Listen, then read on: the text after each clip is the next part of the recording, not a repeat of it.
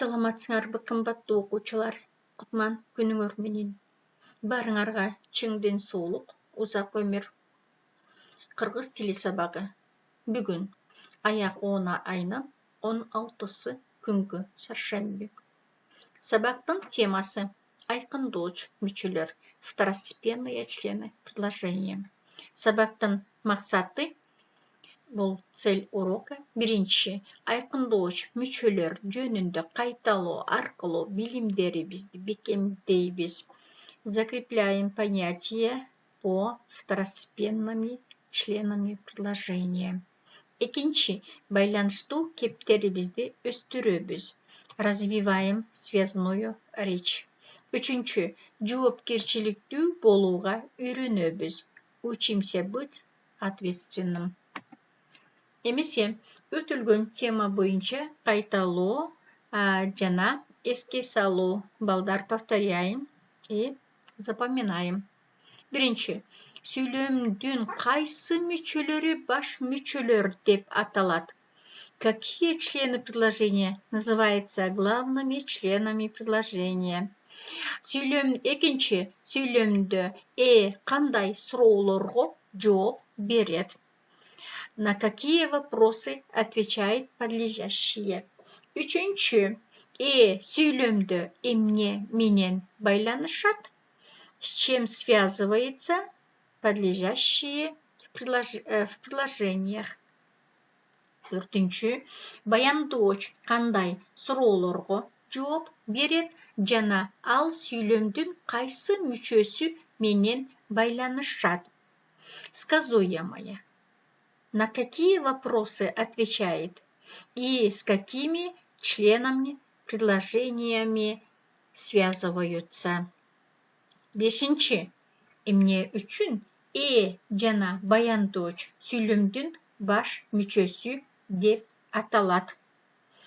Почему подлежащие и сказуемое называются главными членами предложения? Балдар, вы должны знать, балдар, думайте, жакшылап, и не забывайте, это для нас, это самое главное. Теперь, жаңы теманы карала. Мы делали повторение, главные члены предложения, и значит, мы теперь проходим новую тему. Это тема айкындооч мүчөлөр. Итак, жаңы тема. Айкындооч мүчөлөр, второстепенные члены предложения. Айкындооч мүчөлөр үчкө бөлүнөт, делится на 3 части. Аныктооч, толуктооч жана бышыктооч. Аныктооч, определение, толуктооч, дополнение, бышыктооч, обстоятельства. И айкындооч мүчөлөрдөгү, кечиресиңер, аныктооч сүйлөмдө кандай, канча, кимдин, эмненин, кайсы деген суроого жооп берет, суроолорго, и зататооч менен байланышат экен. Итак, аныктооч связывается существительным и определяется волнистой линией. Экинчи, толуктоочту карагыла. Толуктооч дополнение отвечает на вопросы, же болбосо кимге, эмнеге, кимди, эмнени, кимде, эмнеде, кимден, эмнеден, ким жөнүндө, ким сыяктуу, ким тууралуу, ким менен деген суроолорго жооп берет. Этиш менен байланышат экен. И толуктооч связываются с глаголом и определяется черточкой. Демек, үзүк сызыктар менен белгиленет экен. Үчүнчү карагыла. Бышыктооч кандай, канча, кантип, кайда, кайдан, каякка, каяктан деген суроого жооп берет экен. И байланышат, этиш менен байланышат экен. И обстоятельства тоже связывается глаголом и определяется черточками и точками. Эми балдар мисалдар келтірелі. Мисалдар аға көңіл бұралы талдайбыз балдар. Сілер білесіңер, талдауны жақшы білбейсіңер. Шондықтан жақшылап тұрып көңіл бұрғылачы, чоғу іштейлі. Бірінші, мисалы қарағыла. Емгектен бақыт жаралат. Қантып қотырсық болады? Счастье, емне деген в труде десек. Емне жөнінде айтылды? Бақыт жөнінде. Бақыт қарағыла. Қызыл менен белгіленген бақыт. Жаралат бұл баяндоч. Демек, баш мүчілер, бұлар главный член предложения, бақыт жаралат. Эмгектен связывается слово жаралат менен. Эмгектен жаралат. Вопрос, эмнеден жаралат? Эмгектен бұл толық точ болады екен. Кейінгі сөйлем, жақшы адамға бір сөз жетет, жаман адамға мың сөз да жетпейді. Хорошему хватает одно слово, а плохому дает и 1000 не хватит. Сөйлем, татал сөйлем. Это сложное предложение. Қарағыла, бірінші татал сөйлемдің тұтымындағы бірінші жөнөкөй сөйлем, жақшы адамға бір сөз жетет. Эмне, балдар? Сөз. Сөз эмне қылат? Жетет екен. Қанша сөз жетет? Бір сөз. Бұл анық точ. Адамға жетет. Кімге жетет? Адамға. Бұл толық точ. Жақшы адамға. Қандай адамға? Жақшы. Бұл анық точ. Кейінгі көттік. Жаман адамға мың сөз да жетпейді. Эси сөз, эмне болады екен, жетпейді. Баш мүчілер, подлежащее сказуемое. Мың сөз, қанша сөз, определение, анық точ. Адамға жетпейді. Кімге жетпейді? Бұл адамға толық точ. Жаман адамға, қандай адамға? Жаман бұл анық точ. Бүттік. Кейінгі сөйлемді қарағыла. Бүгін ата-енелер чоғылышында екі алған оқушылар жөнінде мәселе қаралады екен. Которовыз. Демек, сегодня на родительском собрании будет обсуждаться про двоечниках екен. Бұл жерде мәселе қарағыла. Мәселе есі баяндоч қаралат. Баш мүчілер, главный член предложения. Эми, оқушылар жөнінде связываем қаралат менен. Оқушылар жөнінде қаралат. Кімдер жөнінде? Анда оқушылар жөнінде толық точ. Екі алған оқушылар. Қайсы оқушылар? Екі алған бұл анық точ, определяет оқушыларды. Ата-енелер чоғылышында қаралат. Вопрос, қаяқта қаралат? Ата-енелер чоғылышында бұл бышық точ, обстоятельства. Бүгін связывается қаралат. Қачан қаралат екен?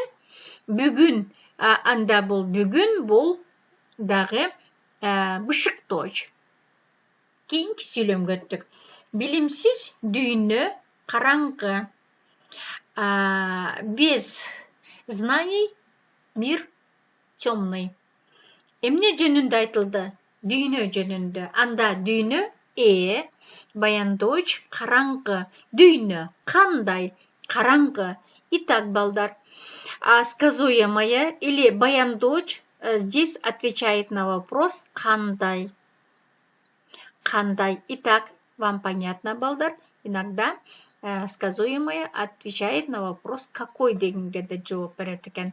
Эми билимсиз караңгы без знаний, значит билимсиз караңгы кандай караңгы билимсиз бул эмне болот экен?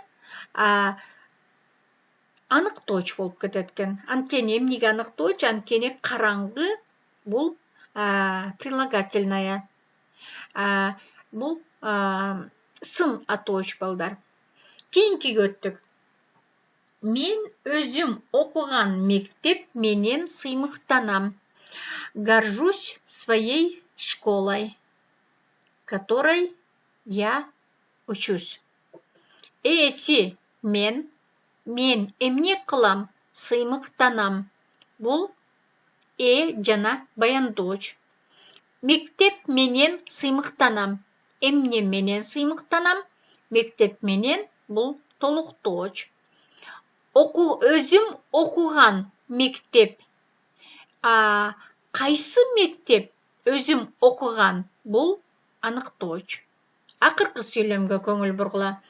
Биздин мектеп жыл сайын жүздөгөн окуучуларды бүтүрүп чыгарат экен.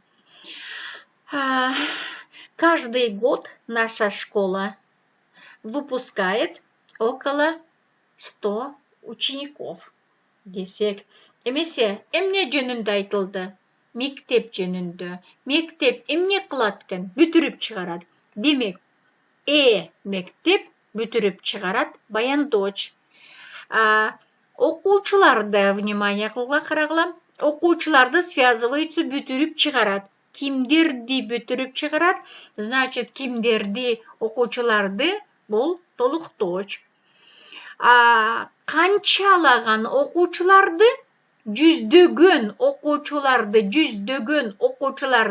Жүздөгөн бул аныктооч. Жыл сайын байланыштырабыз, бүтүрүп чыгарат. Каждый год выпускает дейт. Жыл сайын качан бүтүрүп чыгарат? Жыл сайын бул бышыктооч. Кайсы сөз калды? Биздин калды. Биздин байланышат. Кайсы менен? Мектеп менен. Биздин мектеп. Суроо беребиз. Кимдин мектеп? Эле кайсы мектеп? Можно биздин мектеп. Кандай суроо берсек те, кандай десек те, кайсы мектеп десек те болот экен. Кимдин мектеп десек те болот экен. Бул биздин деген сөз, бул аныктооч, определение. Эмесе биз силер менен сүйлөмдөрдү талдап чыктык, балдар. Толук талдадык. Биз сүйлөмдөн эмнени таптык? Баш мүчөлөрдү жана айкындооч мүчөлөрдү. Иток, балдар. Айкындооч мүчөлөр, второстепенные члены предложения, в предложениях эмне кылат экен? Баш мүчөлөрдү аныктайт, определяет, толуктайт, толуктооч, дополняет, бышыктайт, это бул объясняет экен. Вам сегодня тема понятна? Түшүндүкпү теманы? Итак, балдар, что мы сегодня прошли, это должно быть у вас в тетрадях. Понятно вам, балдар? Түшүндүкпү? Эмесе үйгө тапшырма. Китепти ачабыз, учебникти ачкыла. 9-бет, 9-9 страница, 11 көнүгүү, 11 упражнение. Там есть маленький текст. Называется «Сары барпы». Это птичка, балдар. Эмне кылат экенбиз? Көчүрүп жазабыз. Пишем, балдар. Көнүгөнү. Сүйлөм мүчөлөрү боюнча талдайбыз. Если вам, балдар, непонятно, то спросите, балдар, по WhatsApp менен сурагыла. И потом этот маленький тексти переводим. Это которобуз. Түшүндүкпү, балдар? Эмесе силерге ийгилик барыңарга. Көрүшкөнчө.